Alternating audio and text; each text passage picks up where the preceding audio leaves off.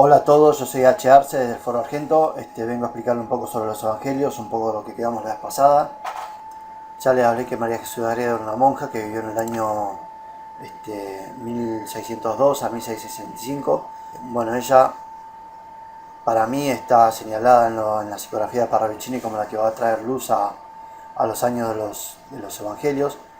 Y principalmente ahora hoy vamos a centrarnos en Lucas, el evangelista que había escrito en lengua griega el Evangelio en Acaya, en Grecia, y lo habría hecho 2 años más tarde, es decir, a 15 años de la muerte y resurrección de Jesús de Nazaret. O sea, ¿por qué digo esto? Porque 15 años después no es mucho tiempo si se quiere tener un recuerdo vivo.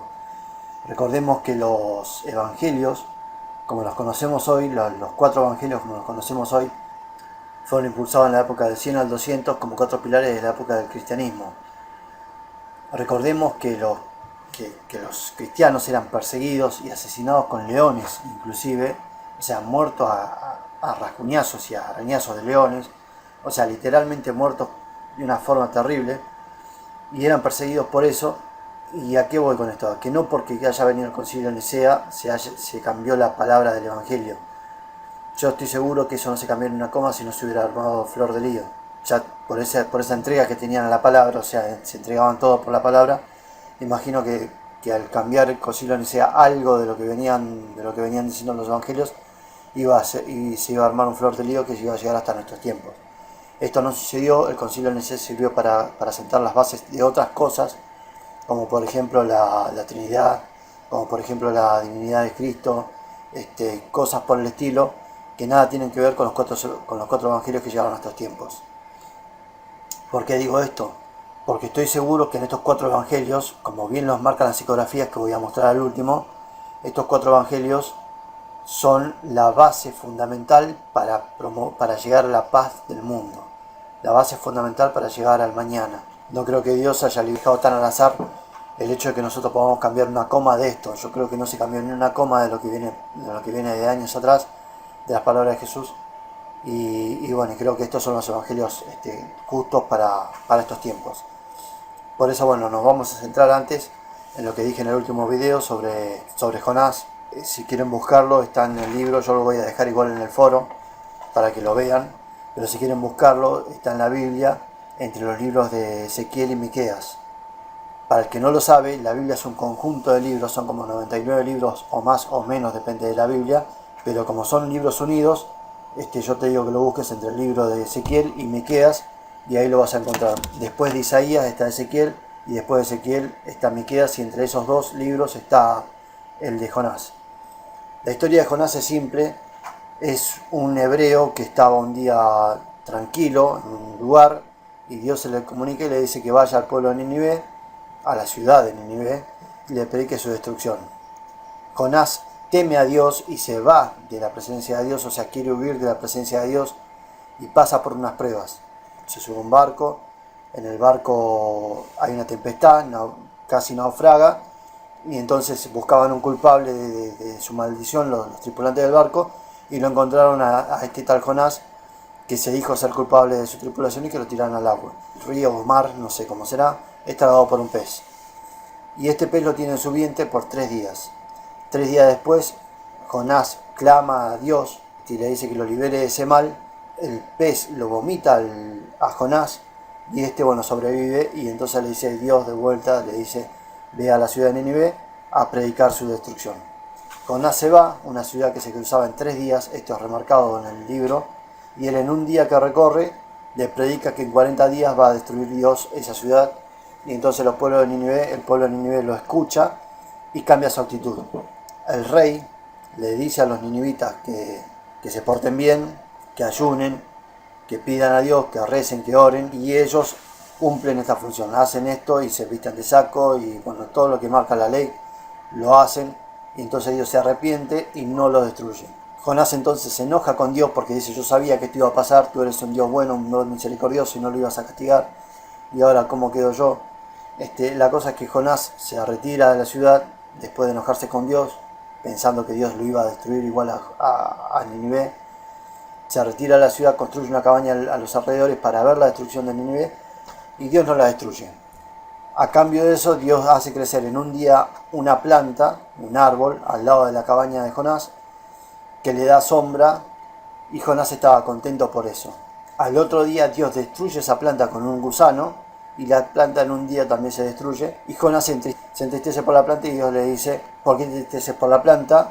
¿Acaso si vos te entristeces por la planta, si te pone mal la planta, cómo me tendría que poner yo por destruir a 200.000 familias y a sus animales que viven en Nínive? O sea, para que se dé cuenta de lo errado que estaba Jonás en su enojo respecto de Dios. Esta es la historia de Jonás, así que ahora vamos a pasar una psicografía yo le dije que Jonás estaba en el Nuevo Testamento, y es verdad, está en Lucas y en Mateo, creo que es el otro, pero la verdad yo me baso en Lucas porque Lucas tiene mucho que ofrecer. Lucas es uno de los libros más completos de la vida de Jesús, narra lo que supuestamente sucedió y de forma completa, o sea, es mucho más amplio que los demás libros. En este caso me voy a parar en Lucas 11, del 29 al 32. Esta psicografía habla de Lucas habla, esperemos que sea un Lucas verdadero, pero en este caso vamos a ver lo que dice Lucas en la Biblia, a ver qué nos dice. Como dije, Lucas 11, del 29 al 32, vamos a ver qué dice. Estamos parados en Lucas 11, del 27 al 32, vamos a leer. Dice Lucas 27, y aconteció que mientras él decía estas cosas, una mujer de la multitud levantó la voz y le dijo: bienaventurado el vientre que te trajo y los pechos que te criaron. Y él le dijo: antes bienaventurados los que oyen la palabra de Dios y la guardan. Y apiñándose la gente alrededor de él, comenzó a decir él: esta generación es mala, busca señal, pero señal no le será dada, sino la señal de Jonás. Pero como Jonás fue una señal a los ninivitas, así también lo será el Hijo del Hombre para esta generación. La reina del sur se levantará en juicio con los hombres de esta generación y los condenará porque ella vino desde los confines de la tierra para oír la sabiduría de Salomón. Y he aquí uno mayor que Salomón está en este lugar. Los hombres de Nínive se levantarán en el juicio con esta generación y la condenarán, porque ante la predicación de Jonás se arrepintieron, y he aquí uno mayor que Jonás en este lugar. Como notarán, Jesús hace hincapié en lo de esta generación, que es mala, y busca una señal, y no tendrán la señal de Jonás. Y dice, vuelve a repetir esta generación, cuando así también el Hijo del Hombre lo será para esta generación, dice. Parece referirse lo de esta generación, o sea, a los que estaban ahí con Jesús, a los que estaban alrededor de Jesús. La palabra generación denota eso para muchas personas de estos tiempos, y en realidad se refiere a algo más amplio, que lo vamos a ver más adelante. Pero en este caso pareciera que Jesús se refiere a los que estaban ahí con él. Ahora vamos a ver qué dice Lucas 21 con respecto a esta generación.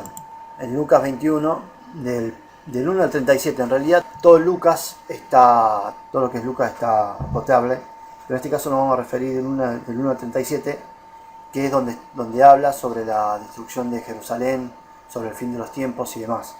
Pero en este caso yo me voy a centrar en que dicen del 27 al 33. Les voy a dejar igual del 1 al 37 en el foro argento para que toda la lectura, para que la puedan ver. Dice, y entonces verán al Hijo del Hombre que vendrá en una nube con poder y gloria, dice Lucas 27. Lucas versículo 28 dice, y cuando estas cosas comiencen a suceder, mirad y levantad vuestras cabezas porque vuestra redención está cerca. El versículo 29 dice, también les dijo una parábola, mirad la higuera y todos los árboles. Cuando veáis que ya brotan, vosotros mismos entendéis que el verano ya está cerca. Así también vosotros cuando veáis suceder estas cosas, sabed que está cerca el reino de Dios. De cierto os digo que no pasará esta generación hasta que todo esto se haya acontecido. Y el cielo y la tierra pasarán, pero mis palabras no pasarán. Tengan en cuenta, acá dice que esta generación no pasará hasta que todo esto haya acontecido.